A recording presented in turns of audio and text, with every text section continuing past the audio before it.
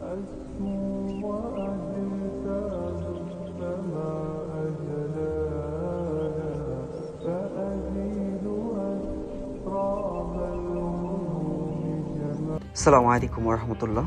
তো আজকে যাচ্ছি ইফতারি করার জন্য একটা সুন্দর একটা মসজিদে। তো চলুন যাই আমরা প্রবাসীরা কীভাবে ইফতার করি, আমাদের কীভাবে ইফতার দেয়।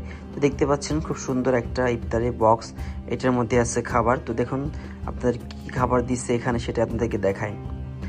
একটা খ্যাপসার প্যাকেট, একটা রোস্ট সহকারে, একটা কমলা, একটা লাবাং, এক প্যাকেট খেজুর, 5 পিস খেজুর থাকে ওটার মধ্যে, একটা পানি এবং একটা চামিচ। এই হচ্ছে আজকের ইফতারের আইটেম। তো আলহামদুলিল্লাহ, যে আইটেমটাই হোক না কেন, রিজিকে যা আছে আলহামদুলিল্লাহ ওটাই বেটার। এটা কিনতে গেলে অনেক টাকা লাগবে।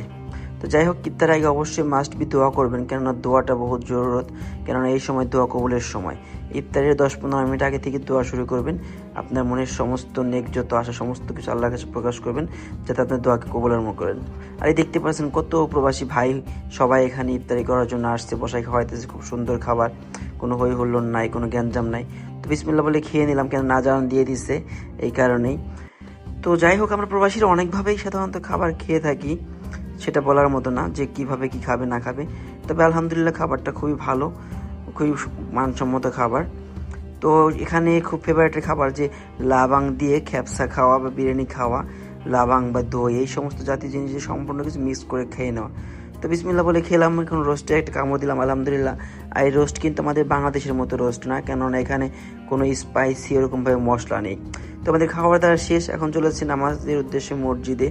নামাজ তো মাস্ট বি পড়তেই হবে, কেন নামাজ না পড়লে তো হবে না। আর মসজিদের ভেতরের পরিবেশটা আলহামদুলিল্লাহ অনেক সুন্দর, যা বলার মতো না।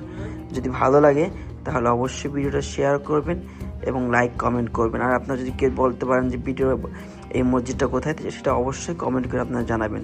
আর অবশ্যই বলবেন যে মসজিদটা কোথায়। আমাদের ইফতার খাওয়া শেষ, চলে যাচ্ছে রুমে। আর আমাদের অনেক বাঙালি ভাইরা তারাও আসছে ইফতার খাওয়ার জন্য।